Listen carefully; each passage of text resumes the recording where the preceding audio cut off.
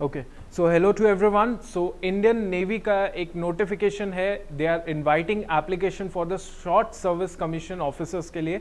और इसके बारे में हम लोग देख लेते हैं क्या क्या इंपॉर्टेंट है। मेजरली बहुत ही एक जनरल सा एलिजिबिलिटी क्राइटेरिया है, तो आप एंड तक देखिएगा। इसमें बहुत सारे स्टूडेंट्स हैं जो इस वैकेंसी के लिए एलिजिबल हो सकते हैं।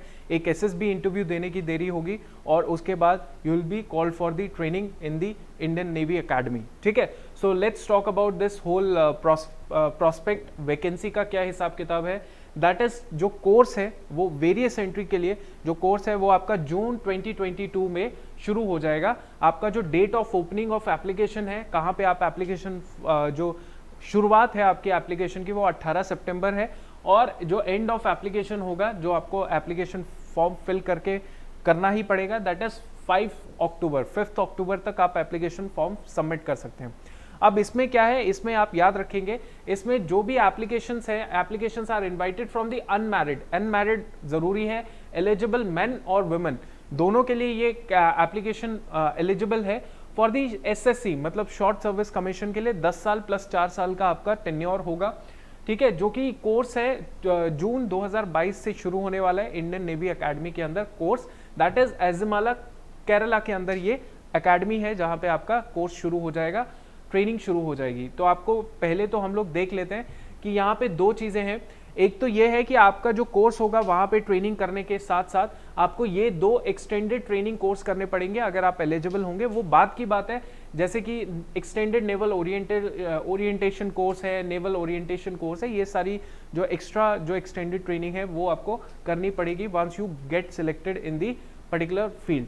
ठीक है, अब इसके अलावा हम लोग बात करते हैं, yes let's talk about the eligibility educational qualification क्या है वो देख लेते हैं। देखिए बड़ी सिंपल सी चीज है। अब यहां पे ना बहुत सारी ब्रांचेस हैं। अब ब्रांचेस के अंदर देखते हैं कि जहां पे जनरल ब्रांच है, ये है जनरल सर्विसेज। जनरल सर्विसेज की बात करें सो बी टेक चाहिए आपको, किसी भी डिसिप्लिन में हो, आपको 60% मिनिमम आपको जो है मार्क्स चाहिए।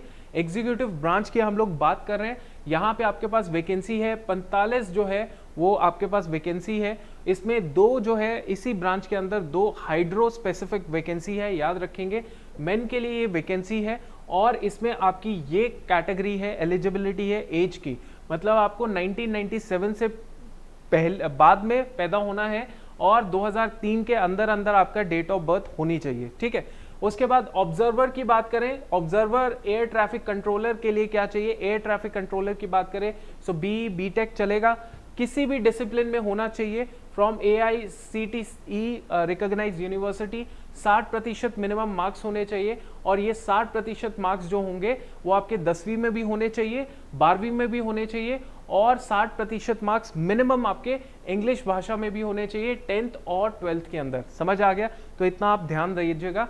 ऑब्जर्वर की बात करें तो डू मतलब यही आपकी कैटेगरी जो है एलिजिबिलिटी यहाँ पे काम करेगी, मतलब यहाँ पर भी आपको बी टेक होना पड़ेगा। आपके पास with the 60% of marks in B tech, कोई भी फील्ड हो बी टेक की चल जाएगा। और साथ ही साथ आपको 60% मार्क्स एग्रीगेट चाहिए, मार्क्स इन 10th में भी 12th में भी, और 60+ % एग्रीगेट मार्क्स चाहिए इंग्लिश में 10th 12th के अंदर। पायलट की बात करें सेम एलिजिबिलिटी बनती है, और यहाँ पे आपके पास इस तरीके से 8 वैकेंसी है, 15 वैकेंसी है।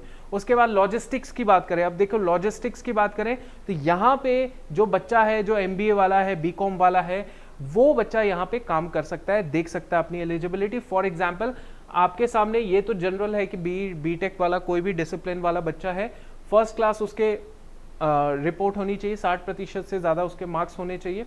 साथ ही साथ कोई भी बच्चा जो MBA होल्डर है विद फर्स्ट क्लास वो भी एलिजिबल है।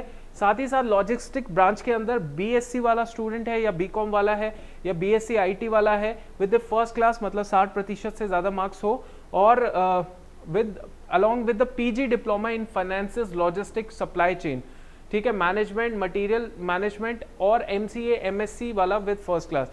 आई मीन टू से कि कोई भी स्टूडेंट है जो MBA होल्डर है, उसकी फर्स्ट क्लास में MBA हुई है, या MCA MSc IT वाला होल्डर है उसमें फर्स्ट क्लास उसकी वो हुई है, डिग्री है, और या तो बीएससी बीकॉम या बीएससी आईटी वाला स्टूडेंट है जिसकी फर्स्ट क्लास में ये डिग्री हुई है, साथ ही साथ उसी के साथ मतलब ये बैचलर्स के साथ आपके पास एक डिप्लोमा होना चाहिए, that should be PG diploma, जो फाइनेंस लॉजिस्टिक और सप्लाई चेन मैनेजमेंट के अंदर होना चाहिए। समझ आ गया? तो अगर आप इस फील्ड के अंदर आते हैं तो आपके पास 18 वैकेंसी है जिसमें मेल फीमेल दोनों अप्लाई कर सकते हैं।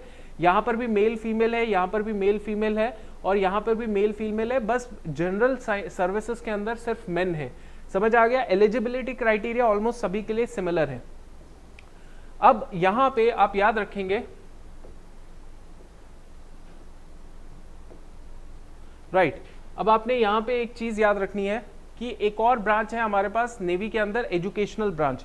एजुकेशनल ब्रांच के अंदर अगर आप बात हम लोग देख लें तो फर्स्ट क्लास अगर आपके पास डिग्री है एमएससी के अंदर तो आप एलिजिबल है।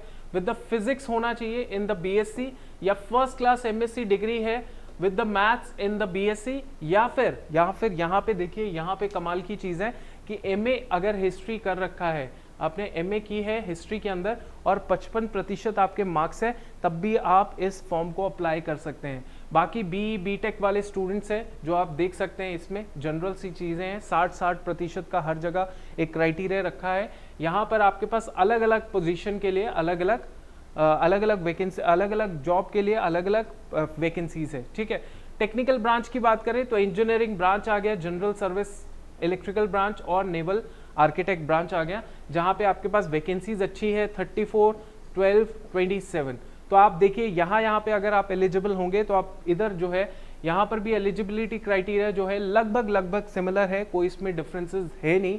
ठीक है, इसके अलावा हम लोग बात करते हैं कि आपका जो ये सारा क्राइटेरिया है, अब हम लोग बात करेंगे कि हाँ ओके, सो जिस भी कैंडिडेट के पास एनसीसी सर्टिफिकेट है ऑब्वियसली उसको बेनिफिट मिलेगा, 5% in the cut off marks के अंदर, और एसएसबी इंटरव्यू के अंदर भी काफ़ी बेनिफिट उसको मिल सकता है।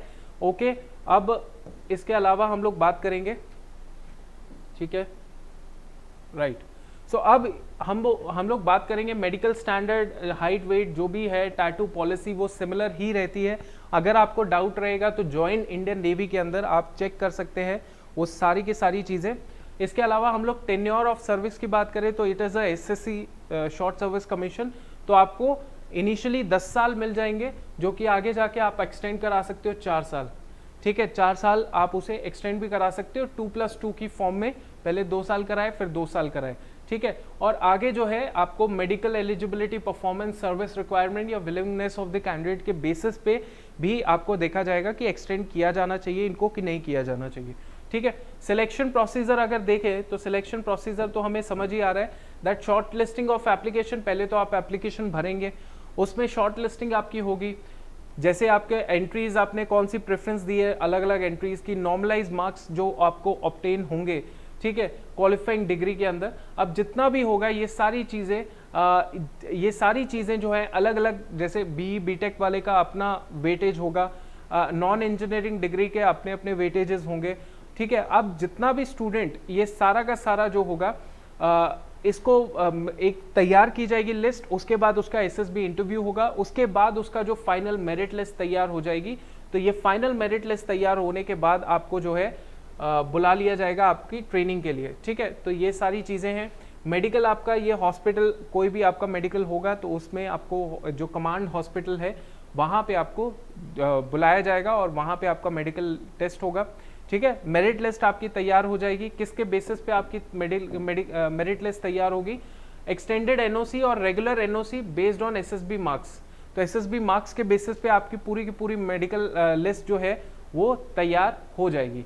ओके, नाउ इसके अलावा हम लोग बात करें तो हमारे पास ट्रेनिंग है। ट्रेनिंग आपको पता ही है, ट्रेनिंग के अलावा है प्रोबेशन पीरियड, राइट। उसके बाद हाउ टू अप्लाई, आपको पता है कि इट इज ज्वाइन, हमारे पास ये जो ज्वाइन इंडियन नेवी है .gov.in, यहाँ पे आप अप्लाई कर सकते हैं। मैंने इसमें ज़्यादा डिस्कशन नहीं किया इस एप्लीकेशन नोटिफिकेशन के ऊपर, क्योंकि ऑब्वियस सी चीज़ है, यहाँ पे बहुत ही डिटेल्ड चीज़ें हैं जो आप देख सकते हैं। द पॉइंट इज अवेयरनेस होना बहुत ज़रूरी है कि अगर आपको पता हो गया कि हाँ इस पर्टिकुलर फील्ड के अंदर नोटिफिकेशन आया है और हमें जो है अगर एलिजिबिलिटी बैठती है तो हमें प्रिपेयर करना चाहिए। एसएसबी इंटरव्यू प्रोसेस है, तो we should all work on this particular process. और मोस्ट इम्पॉर्टेंटली जो वैकेंसीज है आप फिल कर दीजिए, कोई ना कोई स्टूडेंट कहीं ना कहीं फिट तो हो ही जाएगा, सिर्फ इतनी देरी है कि आपको वैकेंसी फिल करनी है। ठीक है, सो आज की इस वीडियो के अंदर थैंक यू, इतना ही। जय हिंद, थैंक यू।